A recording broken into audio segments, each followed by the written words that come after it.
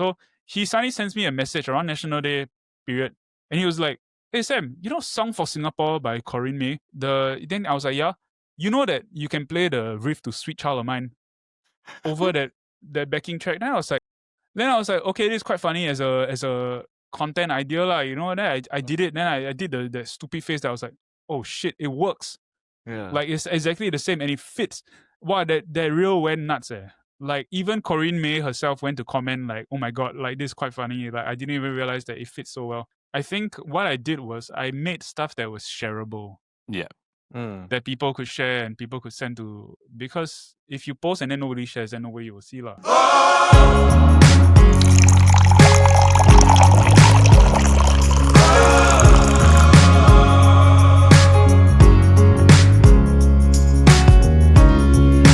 What's up? What's up? What's up? And welcome to the KopiBros podcast presented to you by the Chit Podcast Network. Now today you're in for a treat as we have someone special, someone you all probably recognize either from TikTok, from One Week Love, from Instagram, or even back when he was a solo guitar act. It's Sam Driscoll! Woo! You were here in the podcast, like, I knew him at the beginning already.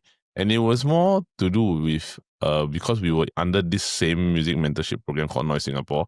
So by knowing him, right, and like seeing how he has gone from this solo act that was trying to find his feet, right, to the person that he is now and the act that he is now, right, is actually quite amazing. Because he may undersay it, right, but he's actually a very talented musician. Yeah, because everybody always see him as like the funny, like he does it in a very goofy way. But deep down, actually, honestly, he is very talented, right? He's a very talented musician. Like I've seen him perform also, I'll be like, wow, Sam's good, yeah. Like, can you imagine? But I cannot say that to him directly the thing. That's why I say it to him on the intro. It's totally crazy like how his journey went from like going viral before YouTube was even a thing in Singapore. Then after that, from there, his Instagram got hacked. Then after he had to restart everything. Then he went on One Week Love. Then after it was a roller coaster. Then after now he's back on Instagram. So honestly, if you want to find out more, really tune in, really get to know Sam Driscoll. Before we dive in, a quick word from our sponsors. We would like to thank our friends at Carnation Footcare for sponsoring the episode. Carnation Footcare, trusted by generations as the go-to foot care specialist for over 100 years. From scrubs to creams to plasters, Carnation has everything you need to give your feet the care they deserve. Start your DIY foot spa with the exfoliating foot scrub made with natural walnut shell granules and a refreshing peppermint scent to gently smooth away dry, rough skin. Follow it up with their cracked heel cream, a rich, hydrating formula with peppermint oil to help repair and restore dry, cracked heel. And of course, there's their best seller, Carnation Corn Caps, medicated plaster designed to relieve pressure and remove corns effectively. As a treat for our listeners, Carnation Footcare is offering 30% off via an exclusive Shopee voucher. Just click the link in the episode description to claim it. Once again, big thanks to Carnation Footcare for sponsoring this episode. Now let's get back into the episode. What's up? And welcome to the KopiBros podcast, presented to you by the Chit Podcast Network. Now today we have a very special guest. We have Sam Driscoll, who is a Singaporean songwriter, YouTuber, and online influencer. He became well known locally for his comedic and musical content, most notably through his viral YouTube video So Singaporean in 2011. Driscoll also released So Tired in 2016 and his first album called Call It a Day in 2019. He frequently performs at venues in Singapore and has participated in local reality shows such as One Week Love. He is known for addressing personal topics such as social anxiety and therapy, while also putting his own creative spin on local topics through his music. To find out more about his experience, please join me in welcoming Sam Driscoll. How have you been and what have you been? I wanted to ask what have you been busy recently? Yeah. I thought the thing froze, yeah. I mean, okay. I've been working on some stuff that I can talk about in a bit. I've been doing quite a lot of stuff outside of music, so that's been quite fun. Before we start, right, we're actually doing some of our research. Our host Eldad and Sam actually knew each other from way before this podcast. So actually, Sam, how do you get to know Eldad? Wow, this was like 11 years ago during my noise year. I think my noise was like last time NAC used this noise music mentorship program, right? So like I sort of stumbled my way in as like a solo. So they had solo musicians and then bands. But until then, right, because that was like fresh, like a few years off the YouTube fame, right? So I was always like, I can one lah. I'll get by with certain things, you know. It's like, wow, look at me, I'm hot stuff, you know, that kind. So when I went in there, I remember this very, very clearly. I was like, do you remember barbershop, Timber Barbershop? I roughly I recall. Was it You guys was were it, playing. was it the acoustic set? No. You guys were playing like a full band kind of set for like the noise people. So the noise people were there. So you guys were the winners, I think, for 2013, and I Yeah, was in correct. 2014. Correct. Yeah, so Stopgap was playing. So I was just like, okay, I'm gonna go down and see what's up. At that point, I freaking don't know anybody. I don't know any musicians. I don't know any bands there. Then Stopgap started playing, and I was like, holy shit, this is the standard. I sure lose once. Walao eh. Like, I remember being like, the entire time. Then when you guys were done, right, I realized how nonsense you were when y'all started speaking to me. Y'all weren't like hey, what's up, man? Hey, nice to meet you. Y'all were like, bro, you drink or not, bro? Hey, let's go grab. Hey, come lah, you know. It was that kind. So it was like it wasn't a rude awakening, but it was an awakening lah. I was just like, wow, this is the standard. So that was my first run-in with Eldad. That was like, I remember it was because the stage also was quite small, right? Eldad was on one side. Then after that, all the four guys were just on stage like crammed together. But wow, they still sounded so good. That started that was like my very first Stopgap experience. We're only supposed to do like maybe 1 or 2 songs only. So, oh, is it? Yeah, so I can't remember how long was the set. I remember it was quite short. So we were doing something, then just like basically as an introduction to I think remember it was those years noise mentees ma. Because at that time, right, Stopgap only was around for maybe 2-3 years only. Oh, is it? Yeah. Constant jamming also. I think that period it was all blinders just whack. Yeah. I mean, that you guys came across as that lah, but it was very like it was music that I can get behind. Then from then on, right, I think throughout the noise program and subsequent years, right, whenever they got gigs or what, I will always go on. Yeah. I will always go and see. Like I remember at Clarke Quay, then there was this Summersby thing also. Then I remember I was there also to say hi to you guys. Yeah, because they were like legit like one of my favorite bands at the time. I was really, really like showing up to a lot of gigs, but each gig I was like, wow, actually this one maybe not my taste. This guy is good. This one maybe not my taste. But then Stopgap was always like, hey, go lah. You know? Wow, solid. Yeah. So that's why. Then slowly I got to know each of them, few of them like individually. Then I was like, okay, these guys have their own personality. But it was always nice because I've always been, even with like the whole YouTube social media thing, right? Yeah. And music, I've always been by myself, solo. Everything do solo. So it was nice to see some guys like they know each other from school. Then they just come together and form this kind of thing. Like, it was also a sense of envy because it's like, wow, they got the brotherhood. Like quite nice to see, you know? Yeah. So that was I remember 2014 to 16, I would always go to their gigs. That was when I don't know anybody. I would go alone once, yeah. Wow, that's really quite to go alone for a gig. Wow, that's quite. I feel that's very intimidating. Yeah. I felt like I think at that point because I was just getting to know a lot of people, right? So there was some sense of like, okay, I have to do this. But for Stopgap, it was like, hey, I want to go. Yeah, so that's how I knew Eldad. For me, right, Sam, you know what's my first impression of you? Right? Confirm, you're gonna say like stuck up or what, right? No, I was like, wow, this guy damn tall. Oh yeah. That's I get that a lot also. No, because honestly, right, like if you know I am tall also. So I know it's very tall, rare that you'll find somebody that's really taller than me. Sam is taller than me. Oh, is it? Yeah. Wow, I wouldn't be able to tell that Sam is like that tall. Sam is taller than me because by the way, Brandon is about the same height as me. Yeah, because we are about the same height. seriously? So, yeah, we're about the same height. So if you tell me that you're taller than Eldad, that's really quite tall. That's like 1'9", right? 1'9". Yeah, 1'9". Wow, cannot tell from your videos on One Week Love, right? Sam is tall. Like Sam is legit tall. Like it's No, like actually, One Week Love can tell. Some of the shots you can see like I'm clearly quite large. Do you have to like squat for some of the shots, or like they purposely ask you to like stand a bit wider so that you can like, balance the group? Have. Because it felt like that. It felt like there's some shots like really the height difference not that much, but then some. So now when you see my videos, you cannot unsee already. Yeah, really. Oh, Bruh. 1'9" something the same. most of the noise guys, like there's not really a lot of tall people that are my height. one. Yeah. Like maybe like there's Yeah. maybe David from Club Mile or like My Life. Oh yeah. Or maybe at most David only, right? But usually I'm the one that's taller. So when I saw somebody right that was taller than me, I was like, wow, okay, this guy's tall. He young more. Yeah. Can play guitar. Okay, combination, everything quite good. Then Wow, after that, no wonder man. solo act. Wow, no, Thanks, then man. after that, right, he likes basketball. So that's when me and Sam started getting into basketball competition. Oh yeah. I remember. I remember the noise mentees, right? Like even the singer-songwriters and all that.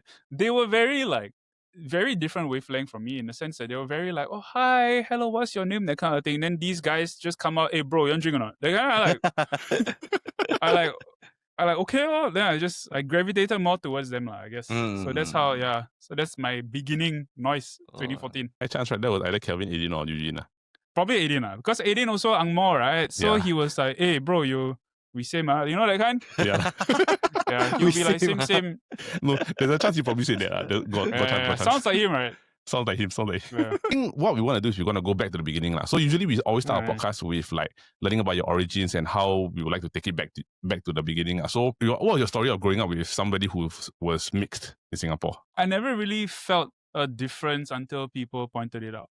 Oh, really? Yeah. Yeah. As you get older, I guess you become more aware. Yeah. Some people might be the reverse, I don't know.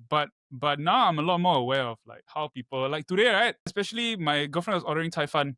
Then the uncle, everything all very nice. But then after that, as soon as I order, right, before I even say anything, right, I could see the uncle like gearing up to try to understand me speaking English. Then I'm like, no, I just speak. Yeah. So is this kind of experiences where I notice when I'm older. But last time when I was growing up, right, I never really noticed much. It was only during like racial harmony when they would get all the 4 races. Then they would also ask me to stand up, you know, that kind of thing. But other than that, I will always like, because I would mix with like all my friends, all different races, I didn't really think I was that much different other than maybe the customs, the religious aspects. But other than that, I think I never really noticed. Like going back to music, right? Like I just want to ask, right? Did you always love music growing up? Growing up, well, I always loved music. So like I was always singing, even in primary school. I was always just singing casually, and I think I kind of knew that I could sing well as a kid already. Playing the instrument was slightly older but last time, you know, like when we were in primary school, when I was in primary school anyway, it was like Linkin Park, Hybrid Theory, all that. So it's like, you're always singing Linkin Park. Then on the other side, you also be singing Backstreet Boys, Westlife. Yeah, so it's like you go inside like Sembawang CD shop, then they playing the CDs, you know. So it's like I will always sing those songs. Then this one don't post but this one, you know, must rip off like Aries, download illegally all the songs, that kind of shit. Aries. Them illegal, they put your janky ass MP3 that can only store 50 songs, that kind. But like, from last time really, I think I was quite inclined to the musical aspect of things. Like anything that has to do with music, like the Disney shows that I watched growing up, I could pick it up. Songs. Yeah, I could pick it up. All the TV shows like American Idol last time, I was really like hooked, you know. Anything that involved music, I was really like there, that kind. Singapore Idol, the same thing also. Yeah, but was there any like favorites artists that you loved when you were growing up or not? Beatles, man. That was another one. Wow. Can see over here. Woody. Oh wait, cannot see. I have a yellow submarine tattoo. Ah. You can see properly. There's also a Walrus here. My favorite Beatles song. So the yellow submarine, then the Walrus over here. Okay. Okay. So like, That's my uncle used to bring us out. So he would play old songs in the car. So I just heard Beatles over and over and over again. By the time I was primary 5, primary 6, got video already. Like, you know, you suddenly will come across like videos of like old people, not old people, like old bands playing like music videos, like the Beatles, that kind. And then I saw Paul McCartney, who was left-handed or so, and I was like, hey, same as me lah. So I felt like playing. That was like the beginning. It was in primary 6. Favorite song? Favorite song? Yeah. Wow, hard. I got 2. There's this. I mean, it's either In My Life or Here, There, Everywhere. Oh, means it's not the conventional like. Yeah. It's not the mainstream. Not the mainstream. It's not the Beatles song. mainstream. It's not the mainstream ones. What was the turning point in your life, right, that made you decide that okay, I can actually really try to become a singer-songwriter? Wow. I was in poly from 2011 to 2014, and just when I graduated that year, I was in noise, and that was the year also I went into army. So I don't know if Eldad knows this or not, but when I played the showcase at the end at the concourse, I was bald. I think I roughly remember because you were telling us you were going to enlist already about that time. Yeah. Then I know because there was legit concern like, oh shit, can I book out for this thing or not? Then luckily can lah. I pass C or, you know, down peso is the very department. So like but before that, when I was in secondary school, I don't think music school was a possibility because SOTA didn't exist yet. Yes. Last time it wasn't. The RP I don't think existed yet. The only option I had at that time was DMed. music and audio SP, technology at SP, SP, but that SP. one is 9 points, and there's no way I'm getting 9 points. So like, I mean, they also say you can audition, but I'm like, do I really want to go to Dover every single day from the east? Then I was like, but who knew? Maybe also I won't get in. I don't know. But at that point, I think I was along the mindset of like, okay, I want to go to TP because I just like the school lah. But Yeah. and then I thought, okay, I can do music on the side, but whatever I do there, it could be a backup in case the music thing kind of fails lah. Yeah. 1 year in, I completely regret it. What 1 course you year took? in, What I course was you like, took? no, that's the thing. People ask me, hey, what do you learn in poly? I'm like, I don't even know. It's like completely like Completely blacked out on memory. I completely like blacked out. No, but to be honest, I was involved in a lot of extra activities. Oh, like CCAs lah. not really CCAs. Like the camp scene. You get those like rah people. That kind. All I was the one of those guys. GLs, yeah. I was one of those guys. TP Rocks, Yeah, right? exactly. Yeah, so I was one of those guys for like 3 years. Then after I graduated, I never went back. Now I'm like I don't even know why I was like so hyper last time. But during my first year of poly, that was when one of my videos went viral. That was when So Singaporean went viral. And I was only year 1 in TP. So year one in TP, I was like, okay, new school, new me, that kind of shit. I'm gonna do damn well, which I actually did for year 1. My GPA was 3.6 out of 4. Oh wow, damn. Then I graduated, right? Because I do YouTube editing, right? 2.8. I completely went down. I remember like the whole viral thing, right? Because I was actually doing YouTube for a while. I was doing YouTube since I was in secondary school, actually.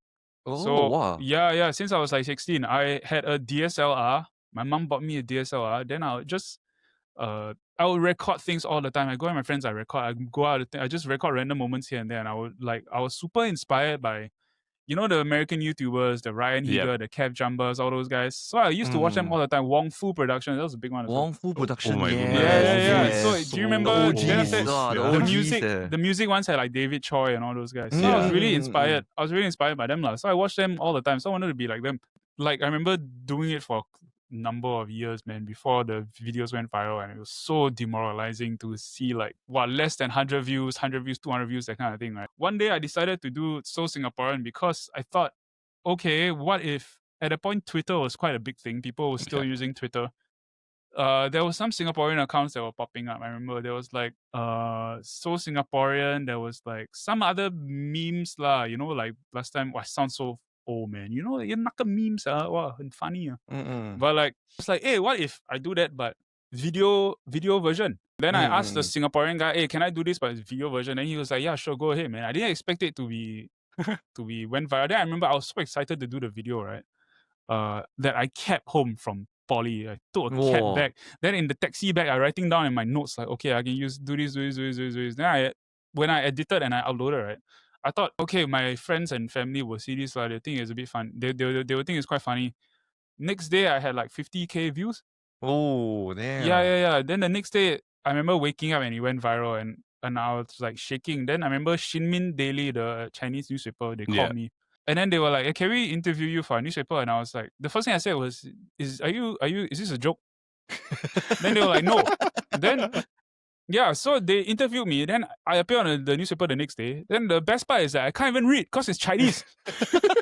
Then it was like, so it was like, but I remember I did it on a Friday. Then it went crazy Saturday and Sunday. Monday, I came back to school, right? I was late. On purpose, I was late like to the lecture for like 20 minutes. Then I went into the lecture hall, opened the door, everybody stared at me. And then I was like, oh shit, things have changed, huh? Then I sat down, everybody was staring at me. I sat down, my friend from behind tapped me and he was like, hey, can I have your autograph? Wow. and that was when I realized like, oh shit, things have changed. Like I don't think things will be the same anymore, Then it started video after video lah. So that was the beginning of YouTube and social media and all that. Yeah. But what a lot of people don't know is that I was doing it for a number of years before that already. Yeah. It's not It like took a while. your first video became viral, then after that you just snowball from there. It was years of recording stuff, having a brilliant idea of doing something. Then once it didn't take off, then after you're like, shit, then you go delete, then that kind of thing. It was a lot of that as well. It was a lot of like perseverance, like, okay, just go. So will you say that after the video went viral, like it helped your family become more supportive of your decision to become a songwriter, singer?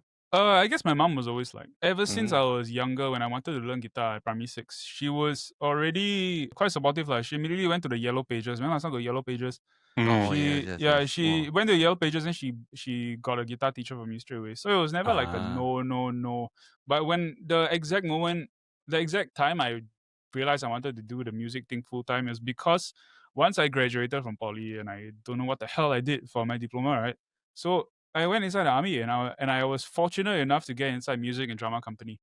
MDC, yeah, because PESC, yeah. Actually, honestly, I've never told anybody this before, but I was thinking about how to answer this. But I think I had like a personal vendetta against MDC. I had extra motivation because during PESC BMT, right, they would have like suddenly randomly announce, okay, this Saturday got the MDC auditions. These people must go. Then they read out the names. Then my name don't have. Because I mean, I wasn't in a music CCA in school last time, so they would get the guys who had all these experiences. Then they were like, "Oh, but anybody want to go? Just go lah." Then I was like, "I want to go how?" Then I went lah. No, that's the thing. I think as a musician, right, I don't know whether Eldad has this or not, or like stopgap guys. I don't think they have it, but certain music. I'm very okay to admit I have an ego. Oh no. Yeah. So it's like I think on some level every musician has some sort of Ego lah. whether it shows, whether it spills over in your personality or not. But there's always a sense of like, not an ego as like, hey, I'm better than you. In a sense, is more of like, I want to see if I'm good enough to do this. So I've never like had this like, if better than you, sir. It's more of like, I want to see if I can do this or not. Yeah. That's my ego talking. Like, just see if you can do this. Then in the end, I got in. Yeah. At that point, I think it was like 200 people who auditioned. They only got in like 3 people. But my circumstance was very fortunate because they needed somebody who was like, they wanted me to play in a pop trio. Super easy lah. One sound guy, go there, set up cajon, guitar, and 1 bass player. It's very, very easy. So they wanted somebody who would do that. That was 2014. So by that, when I was in Noise, right, when I performed at the concourse, I wasn't in MDC yet. I was still in BMT at the time. But so by that time, and I remember, I think it was like October. So by the time I was in MDC, it was SG50. So it was just like show after show after show after show. We had so many shows, right? What? Pre NDP dinner, pre NDP dinner, post appreciation, NDP dinner, post appreciation. A lot of this kind of stuff. Then the shows that we play, right? We go to Istana play. We go to like Pasir Laba camp where all the ministers, the PM was there. A lot. It's crazy one. We had so many weekend shows, right? That because when we play weekend shows, we have leave, right? The leave we couldn't even take enough to end off the year. Endless leaves. Yeah, it's really endless leaves where we couldn't even carry forward to the next year. That's the worst part. But you NSF we cannot. Yeah, they don't care one. They don't care. Got no privilege. Yeah, got no privilege. But it was then when I was like, I think I saw a bunch of my friends like ORDing already, and then that's when it hit me lah. Like, it's only a few months until I ORD lah. So what am I gonna do? Then it was then that I realized. I think it was during SG50 halfway. I went inside. The best part about Noise, right, is that, and MDC, was that I went in being the stupidest person. My music theory, I completely don't know anything. Hearing all this, I completely don't know anything. But the people around me were brilliant. Like the guys who were around my age or even younger than me, right, in MDC, who are still a lot of my close friends now. Anything I didn't know, I would ask them. Then I would learn from them. And I'll ask them to test me every single day. So it was then that I realized like, I don't think there's anything else I wanted to do than this music thing lah. So because I already did something different in poly, I didn't want to do anything different already because I was like, I'm not gonna be interested in anything else other than music. So I auditioned for LaSalle. I got in. Probably after SG50 that year, I performed so much where I was like, I feel comfortable here already lah. Like completely not nervous anymore. I mean, I'm nervous, but I completely like feel at ease on stage playing or doing something music related. Yeah, so that was the time. Probably that was like 2015. After that, everything else became history lah. Yeah. I was very, very interested in all these kind of music stuff like. Then by the time I was year 1, right, a lot of the things that they were teaching was the stuff that I learned myself when I was in army. So so I was like, hey, I know this already, that kind of. Yeah. Because you're not just a singer, but you're also a songwriter, right? So I try lah. Does it come hand in hand? I think the songwriting needs practice. For some people, I guess I think it comes a bit easier. But for others like me, especially actually also guitar and singing, I think you need really to practice and work at it quite a lot. Yeah, like I haven't written a song in very long time. So like I think if I were to write a song now, of somebody asked me like, "Hey, are you gonna release any stuff soon?" I'm like, "Oh, I cannot say." Because you know why? Because the first few songs are not gonna be great. Yeah. It's only when you write the like momentum there. yeah. It's only like maybe 1 or 2 months into it, then you write like your 5th or 6th song, then you're like, hey, actually this one not bad. Can do it. So the first few. yeah, so it's like it will take a while. But songwriting has never been easy. For me, the easy, not easy, I won't say it's easy, but the one that I got hooked on the most was guitar. That was the one. Like within a year, I was already on my guitar teacher called me the dark side of guitar. I wanted to learn electric guitar because I was very inspired by Jimi Hendrix. You know, I would see him playing with he's left-handed, so I would see him playing with his teeth. I would see him going like crazy, lighting his guitar on fire. Then I'm like, wow, I want to be like this guy. So I started playing all of those stuff. Do you bass or do you perform at bass more? Like I actually perform more at events. Mm. I would say, yeah. So, but I mean, at the start, I think YouTube really helped a lot because through YouTube, I had quite a number of performances, or like people would know me already. So I didn't take the bar route when I was younger. So it was only when I started YouTube and people already asked me to perform. So yeah, so I guess some people they perform, get 1 gig, then after they get 2 gigs, and they get more and more traction, right? But for me, the traction was in YouTube already. Yeah, so that was then from there I was like, hey, I can play for events, and people were like, oh, okay, then they started. Do you ever find it striking a balance between covers and like original music? Because sometimes original music doesn't hit as much as like if you do nice cover, nice cover. I mean, it's true. I guess when I was younger, I really wanted to do like the whole singer-songwriter thing. And this one is not asking for like fishing for compliments or what, because whenever I say this, I think people are like, they tend to respond like, no, are you good? What? But I think I recognized my own limitations early on. I think I was like, I don't think I'm ever going to be the John Mayer type. I don't think I'm ever going to be like, you know, the Ed Sheeran kind. You see these kind of people, and that was the dream last time. So like, you see these kind of people, but then there comes a point where you need to be realistic. Yeah. And it's like, I think at some point I was like, okay, I never even played Big Beats. I never even played all these. And I see like other Singaporean artists getting all these performances and gigs and getting to play all these people at all these places, right? I think over time I was like, yeah, I think I cannot. Because I've always been by myself, right? Yeah. I've never really been attached to like a label or company, that kind of thing. Yeah. So I never knew what it was like to be involved with all these people. And I think there came a point where I was like, yeah, I think I'm a bit past that. Yeah, I think I was a bit past that. I think 2019, before COVID happened, I was still playing gigs under my name, like Sam Driscoll, trying to do the whole music thing. But once COVID hit, I was like, wow, I don't think I can survive. I think COVID was like a big eye-opener. I mean, I played covers for a few years. Like after 1 Week Love that year, like for a few years until now, I stopped playing so much. I think I was fine with playing covers a lot. The original stuff didn't really matter so much to me. The only thing that mattered to me was that I was quite touched when people would show up at my gigs, and then I would think nobody is listening, right? Background music is fine. Then somebody will be like, hey, will write me a note and say, hey, can you play one of your original songs? I heard it on Spotify. And I was like, oh, wow. Oh, you actually listen. Then comes the awkward part of telling them, I'm sorry, I forgot how to play my own song. Because it's been that long. I'm sorry, right? man. No, you know why? You know why? Because I work with this music genius. His name is Bani Hidie. Eldad, you know Bani. He likes to take chords. He likes to change them around, point where I don't even know how to play my own song. So it's like, yeah, it's always like, wow, once even to the point where, you know, Sarah Wee would scold him and be like, you changed the song so damn much that your own guy don't even know how to play his own song. Sometimes I just forget lah. I think it's been quite a long time, but I think I gave up on like the singer-songwriter dream, the original stuff, quite a long time ago actually. Last time it used to be a lot of envy, like, wow, why this guy play? I also can play, you know, that kind of thing. But then now it's like I see all the people releasing original stuff. I'm like, oh, good.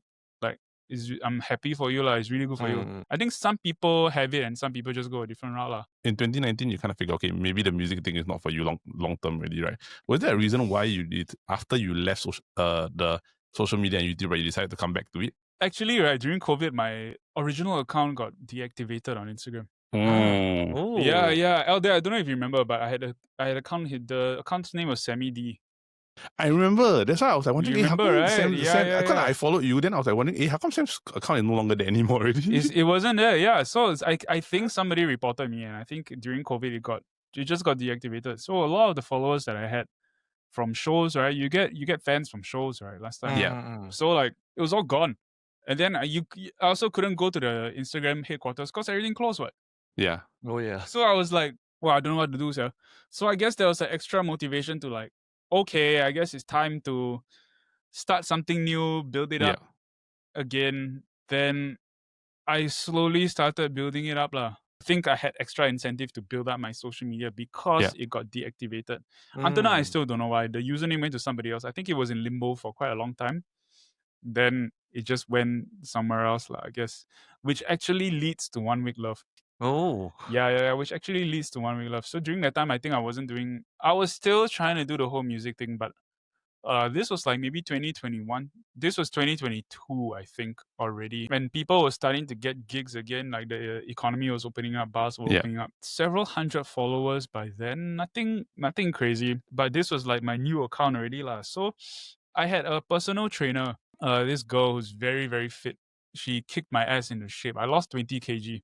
Like, oh wow. from COVID all the way until like 1 Week Love, that was 20 kg. So she actually told me about the show. Because she's quite attractive. I had a huge crush on her at the time. So when she told me like, hey, I'm gonna hop on a call with the Smart Local, they're gonna tell me about this dating show, then I was like, wow, shit.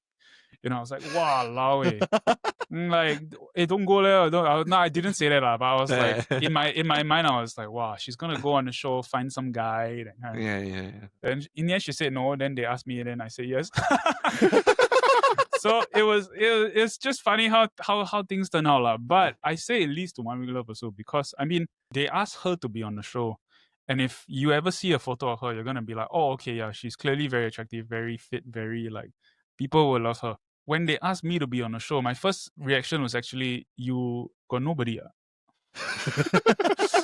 The person who asked me wasn't in the Smart Local. She used to be, but she doesn't work at Smart Local anymore. Do you watch the Daily Catch Up? Yes. You know Ellison? Yeah. Yeah, I know a few of them. John is one of my good friends. But Ellison is one who asked me to be on the show because the producers knew that we both knew each other. So they were like, hey, can you ask him? So she I actually still got a Telegram message. Like, hey, do you want to join this dating show? But that was like 3 years ago. Then I mean I go on the show, of course, is to find see if you've got any interesting things develop lah. But as a musician in Singapore, confirm you go for clout one lah, Yeah. It's like as if anybody says no to this kind of, hey, do you go for clout? Then people are like, no, they're lying lah. It's really like you obviously want some form of attention. Normal people won't go for this kind of show lah. Yep. Yeah. Like the general public, you ask anybody, I think a lot of them will be like, no lah. But as a musician, I think I thought to myself, like, I think I won't get any gigs anytime soon. And because my account got deactivated, why not go lah, Also, I didn't think it would be as big as it did. I was just like, okay, I guess some people might know me, but then it went freaking crazy. And I was like, whoa. Yeah, it went freaking crazy. I was like, everybody was talking about 1 Week Love at that point of time. Oh. It was insane. I didn't realize. And at that point, because we filmed in 2022, we filmed in May. By the time it came out, it was like October, so it was like 6 months in between. Yeah, so in that 6 months, I think me and the cast, like my friends, we forgot a lot of things that happens. Yeah, then by the end, when they say okay, it's coming out, we were all like, oh, okay lah, it's better law. It's like the excitement died down already. No expectations at the end. No expectations. Yeah. Then after that, okay, sure. When it came out, then everybody started talking about it. And then we were like, holy shit. I used to be a regular at this place called Acid Bar at Orchard Road on Tuesdays. Then on Tuesdays, so Tuesdays for me is damn lepak one. It's really like nobody go there, chill a bit. You've got a group of guys come in or like some people come in and entertain them. Well, last time my Tuesdays were full, people just wanting to come and see what because sometimes the 1 Week Love guys also will come because one of the 1 Week Love guys actually stays nearby. He stays in Orchard Road, so he will come. Then it will be full, Even the waitress say to me, "Walao, Sam, you make me do my job, Usually Tuesday can lepak once, but then I didn't realize how much it would it would freaking blow up. Yeah, because by the time 6 months, imagine you film something, then 6 months later it comes out, you'll be like, oh, okay, just release all. You know, like the excitement died down already. I guess after a while, it was like, oh, cool, yeah, I was on a dating show. Who can say that they were on a dating show? It's so like, especially in Singapore, you know, especially in Singapore. It was a good thing that your previous account kind of got deactivated, like as a blessing in disguise, Yeah, because yeah. your new one just suddenly just shot up all the Correct. way. It forced you, I think so. it was an easy decision. It made it easier for you to decide to go on for the show, right? Yeah, I think so. I think it was also it was because of that.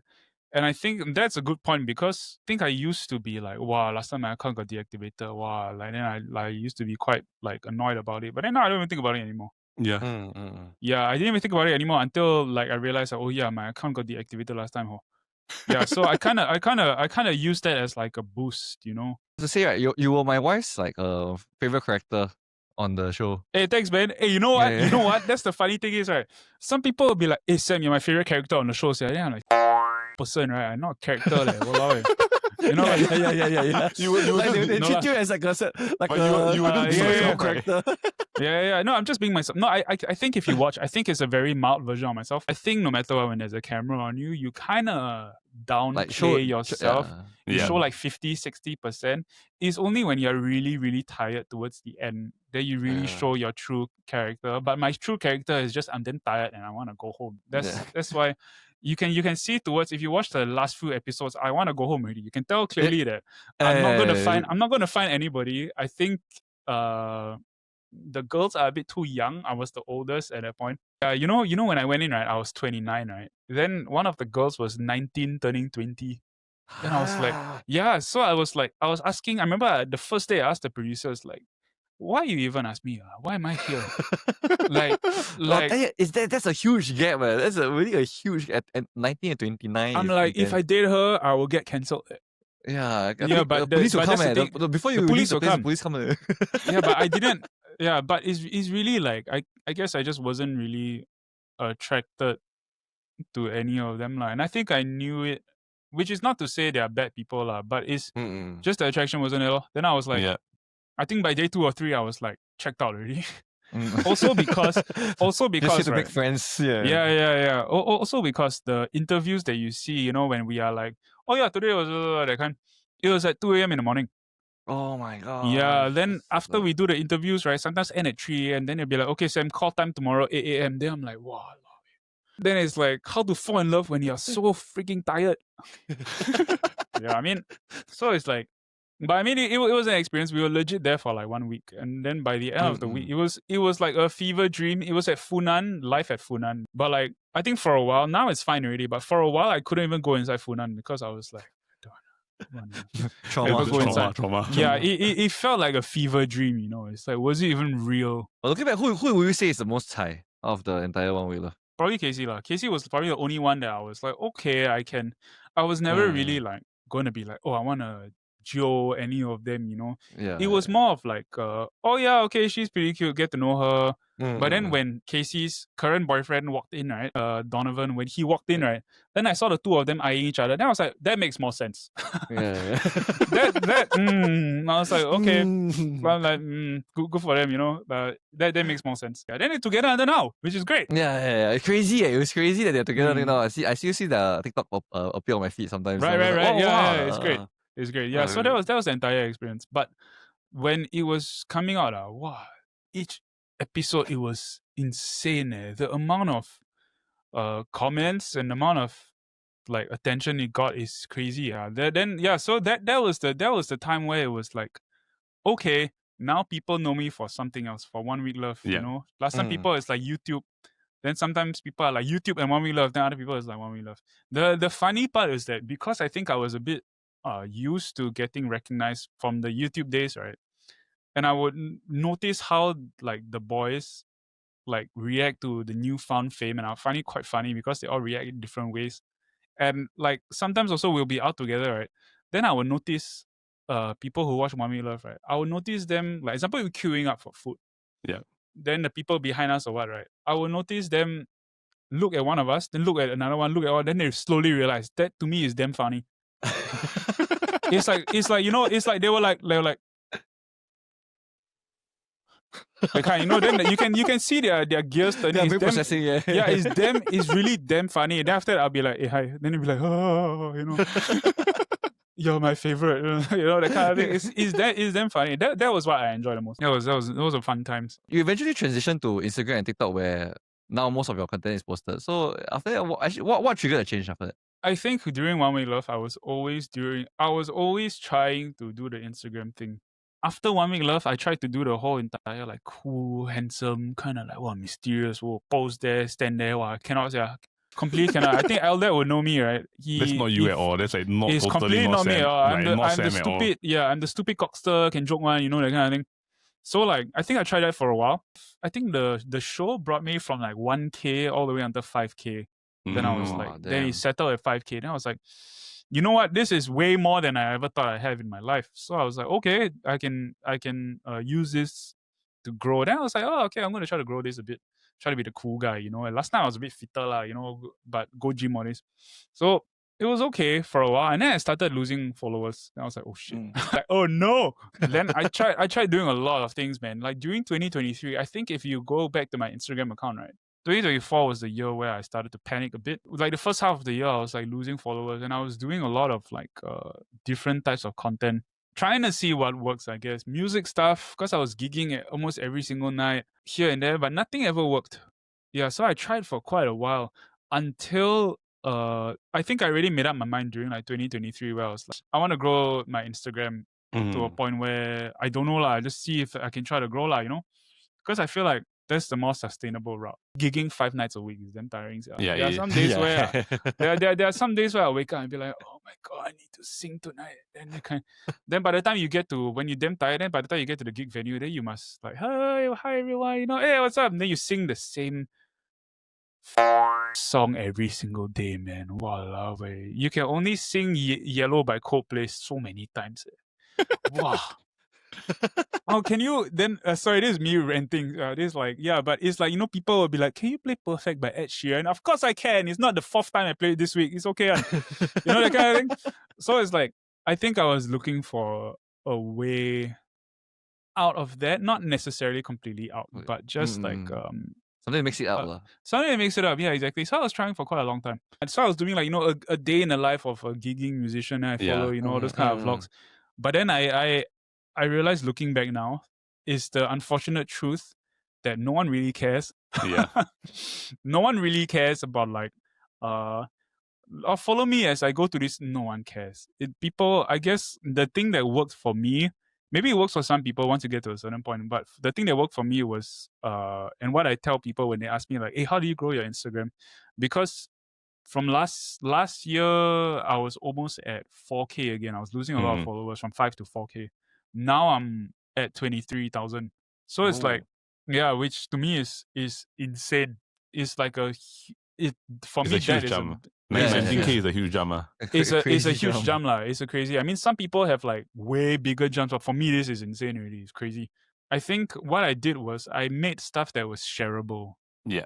That people could share and people could send to, because if you post and then nobody shares, then nobody will see lah. Yeah. So the idea that actually this was started by one of my close friends. He actually messaged me and he was like, Sam, do you know that and this guy, right, just to give some context, this guy, when he recommends me a song to listen to, right, most of the time this song becomes one of my favorite songs. This guy gets like my music taste.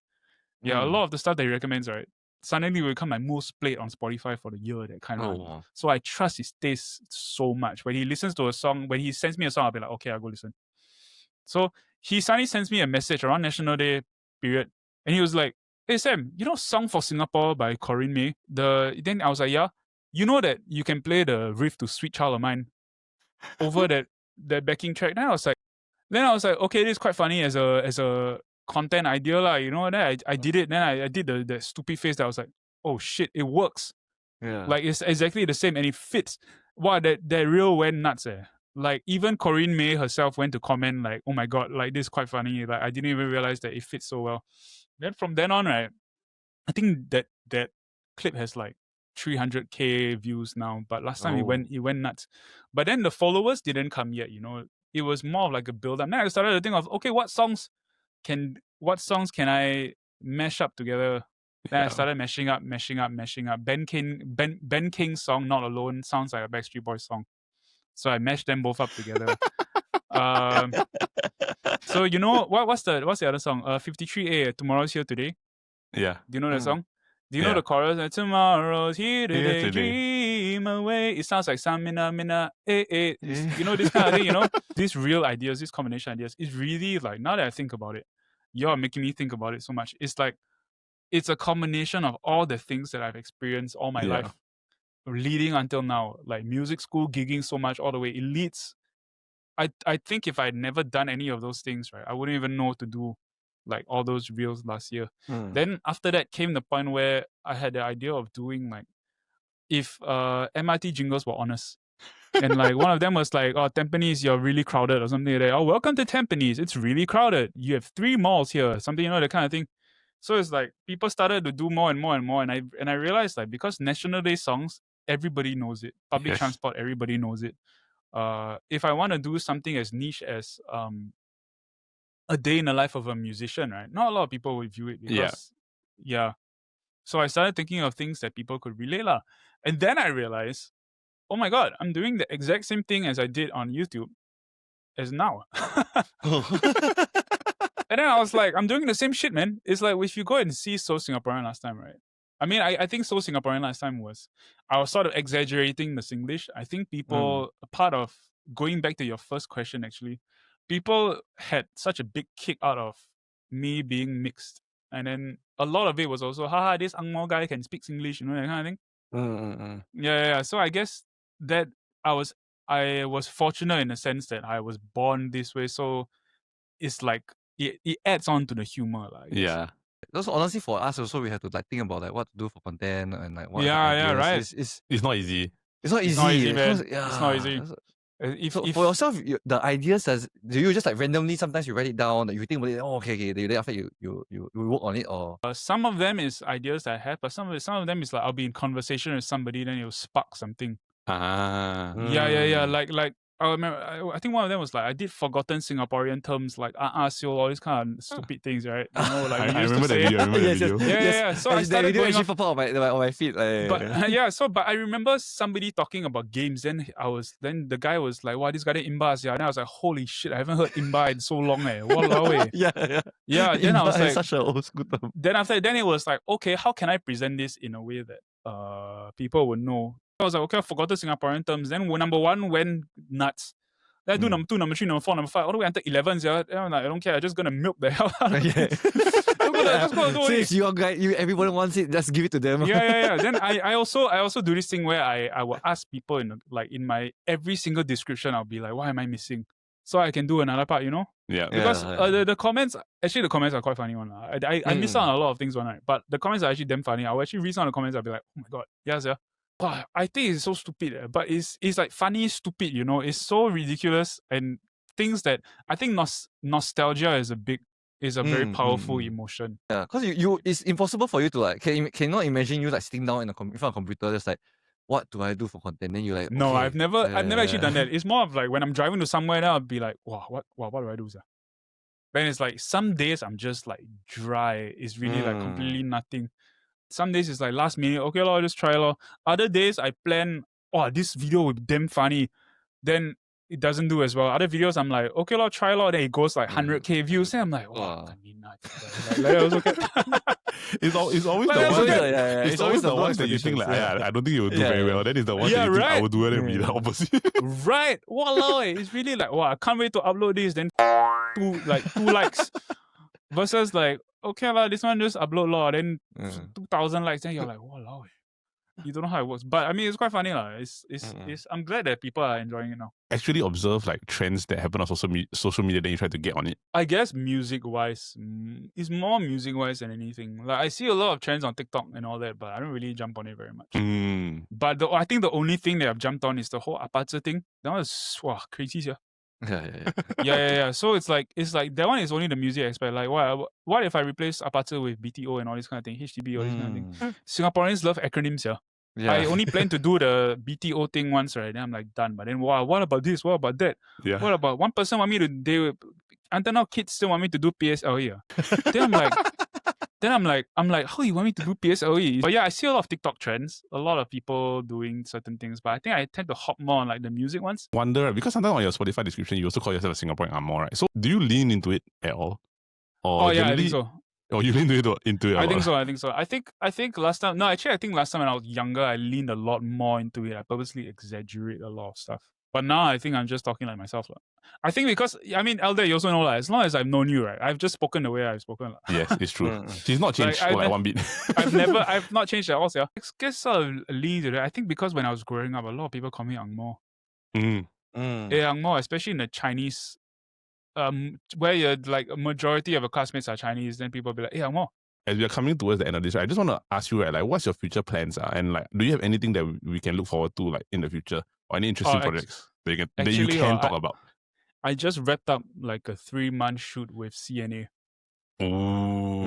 Yeah. So by the time this comes out, I don't know whether it will have come out already, but it's coming out 1st and 2nd September. Through all my Singaporean videos, the producer emailed me and was like, hey, you want to try the audition to be like the host of this upcoming series? Initially, it was 60 objects that represent SG60, so 60 Singaporean objects, but they changed it to 40.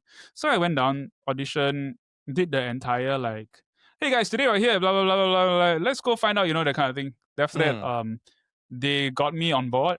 And then I've been filming ever since then. So I've been working so hard on this. Really 40 objects that represent Singapore, that has defined Singapore's history. Oh, that's so cool. Modern objects and got historical objects. Like some of them I can talk about. It's like I heard the first national anthem. I heard the first pledge. I interviewed a Milo Van guy, that kind, it's like all these kind. Yeah, exactly. That's really the OGs. There are actually 2 mini episodes, 6-minute episodes that are out on CNA right now, where I talk about the Beatles, how last time the Beatles, certain songs were banned in Singapore. So you can go ahead and watch that. But the actual documentary, 1st and 2nd September, is 2 episodes, 45 minutes each. Yeah. So that's what I've been getting down. And the thing is, right, when I received the email, I was so excited because I freaking love CNAs. Yeah, I watch all their stuff. Then when they email me, I'm like, huh? Me? You sure or not? Because like, you have friends like Ben King who has done this kind of thing. And Ben, right? Ben is a freaking ball of energy. He's damn funny, that kind of thing. So it's like, wow. They asked Ben, then they asked me. The hell? It's really like, yeah. So I still try anyway. They seem to like it, but it was quite tiring. But it was quite fun to do some stuff that's outside of music. And I don't think I would have done this without all the Singaporean content. It's kind of cool, right? Because I would think like you probably never expected this to happen to you, right? No, man. Really, really not at all. But I mean, I'm glad it did. I learned so much about Singapore. I think they got me because they wanted someone stupid. But not stupid in the sense that like they didn't want like the super proper like CNA, like, hi, today we are here. They wanted something who is like, oh, today we're here, we go find out, we see how, that kind of thing. Is a very casual kind of conversation. So I guess they wanted something different. I think they want somebody relatable. Or like somebody who's like learning the process as much as at the same time, are. So the listeners can know, like, oh, this is something that I'll be experiencing also. Yeah. And they just told me to just completely be myself. Don't worry about it. And I was like, oh, okay. which was quite fun. Like, wait, another fun fact before we end this. Do you know that the creator of the thumb drive is Singaporean? Are you serious? Oh my gosh! Wow, that. So when the producer was like, "Oh, Sam, this morning, is near your house. Don't worry, you're gonna meet the creator of the thumb drive." Then I'm like, "Huh?" As in he created a thumb drive brand lah. Then I was like, "No, he created the thumb drive." Then I'm like, "Yeah." So I actually talked to him, yeah. He created the actual thumb drive, which is crazy. Yeah, wow, he must be making bang. Yeah, it's insane. So I basically interviewed him. They talked about how like 30 years ago, then he created this new thing, and everybody went crazy lah. Yeah, but it's all these kind of things. I met like 40 people that I interviewed, close to 40 lah. Wow, the stories that they have is crazy. I just got one more question for you, right? Like, what is one idea or content, right, that you want to film but you haven't been able to do it yet? There's this thing I wanted to film for a very, very long time. I always film inside my room, right? So this room in particular, this is the background that I usually do all my reels in. I actually want to get out of my room and do songs with my guitar, like it's pre-recorded lah. So it's like a stupid music video where I sing about areas in Singapore, like example, I go like, Yishun, it's really not that bad here, that kind of thing, and after I write an entire jingle about Yishun, then I'm writing one about a couple that stays, I don't know the couple, I probably get friends to act like a couple who stays in the east and the west, like, she's just a west side girl, born and raised in Jurongville, she took the east-west line going anywhere, that kind of thing, all these kind of stupid things are, but I feel like people are like, because it's like, they're going to be like, hey, sing about my area, what about Bedok? What about, 100%. this kind of thing. But this kind involves production. I need to record the song, I need to go out, record stupid shit. I need to be in public with my guitar, singing songs, that kind of thing. Like miming to the song. So that's what I've been wanting to do. I've had this idea for so long. But you should really do it. Wow, it sounds really good. It really sounds like it will 100% go viral. I can imagine him like at a HDB playground, right? Then got the tree behind one. Then just at the corner, then it's just Sam like looking like very straight into a distance, just playing the guitar. Like the very serious like Ronan Keating type of music video. That kind. So it's like example, if I got Yishun, like Yishun is really not that bad here. Yishun is actually quite big here. Then after I point the hospital, point to North Point, that kind of thing. Like I'm at different places, that kind of thing, and it's like 1 minute, that kind. Yeah. So it's this kind of things I wanna kind of do a lot. Let's say you collaborate with anybody, past or present. Who is your dream collaboration? Probably my favorite band right now.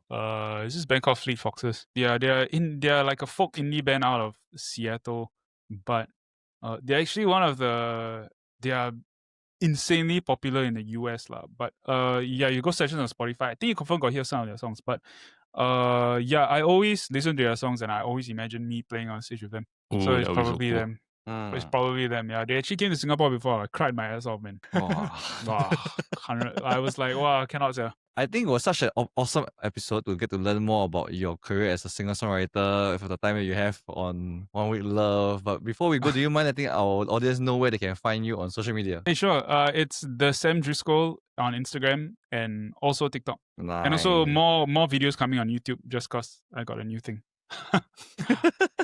Thank you so much for your time. We love getting a peek into your man. world. Can't wait to see and hear what's next. Don't forget us when you're out on your world tour. Hey. See how. Thank you guys.